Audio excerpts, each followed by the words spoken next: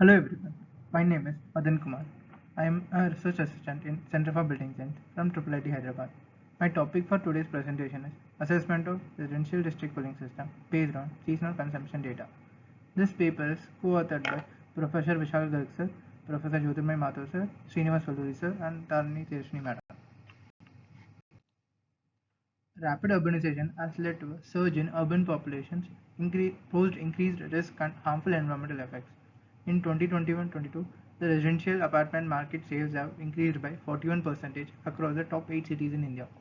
Due to fewer green spaces and water bodies, the built environment in cities is getting warmer and making people vulnerable to rising temperatures. In response, demand for space cooling in the building has become a critical element in promoting health and well-being and productivity. Apart from fans and air coolers in India, room air conditioners have a 7 to 9% penetration in the residential sector, which will significantly increase over the next decade. According to the ICAP reports, India consumes around 69 kilowatt of energy per capita for space cooling compared to the global average of 272 kilowatt hour. With the growing demand for space cooling in the country, it is an excellent opportunity to implement meaningful and resourceful intervention for the future cooling technologies. The cooling load for the residences is met through window units like split air conditioning or evaporative coolers. These systems contribute to negative environmental impact by releasing greenhouse gases and excess heat into the environment. In contrast, central air conditioning systems like district cooling systems use environmental friendly refrigerant and water cooled chillers to reduce environmental. This paper aims to observe actual energy consumption, load patterns, and other real-world factors that contribute to designing and operating efficient residential district cooling systems. In this study, we considered 387 homes in Hyderabad with a DCS connection for chilled water supply. The operational data of 3 months Jan, May, and September representing winter, summer, and monsoon were chosen to study cooling demand. The cooling consumption of residences and electric consumption of DCS were analyzed for the better understanding of the residential DCS. Monitoring data of DCS include chillers, cooling towers, condenser pumps, primary and secondary pumps.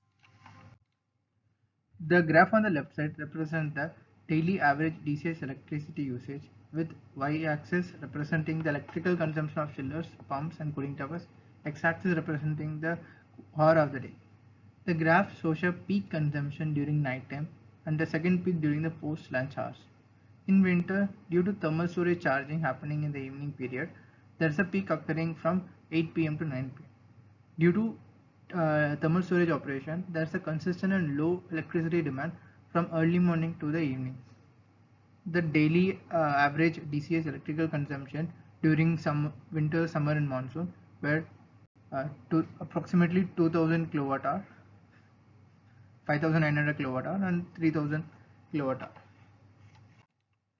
The graph on the left side shows the daily average AC usage by the residents with y-axis representing the thermal energy consumption by the residents, x-axis representing the hour of the day. In all three seasons, the night peak is more evident, but the post-lunch peak is evident only in summer season. The daily average thermal energy consumption during summer is 3.5 times higher than the monsoon period and 10.7 times higher than the winter period. The maximum hourly load occurred during summer is 1200 kilowatt thermal unit and 540 kilowatt thermal units in monsoon and 260 kilowatt thermal in winter. This observation shows a diverse load pattern due to the effect of seasonal variation. To understand the AC usage pattern of the residents, the probability and the load and the influence of the outdoor temperature should be observed. The graph on the left side illustrates the daily average usage probability of AC during different time periods in a typical house. The average probability of a AC resident using AC in a day for the winter, summer and monsoon seasons are 0.07, 0.41 and 0.18 respectively. Due to the peak outdoor temperature, post-lunch AC usage is much higher in summer than in winter and monsoon.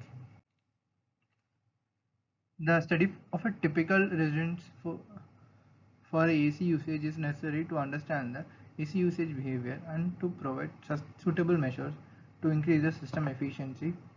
The average Hartley thermal energy, calculated only when AC was used, is plotted for different seasons. In this analysis, the hours where the AC was not used throughout the month were not included in the calculation. The Hartley average thermal load during winter, summer, and monsoon were 1.8 kW thermal and 3.2 kW thermal and 2.2 kW thermal. For in winter monsoon month, the overall load varies due to the fewer residents using AC.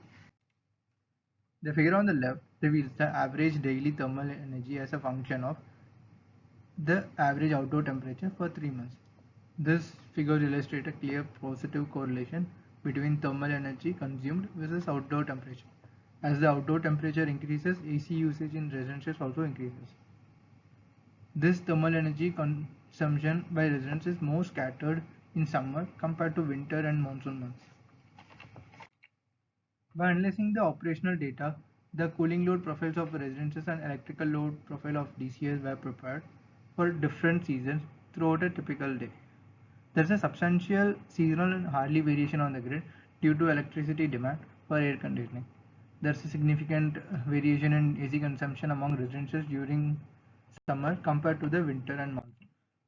With this, I conclude my presentation. Thank you all.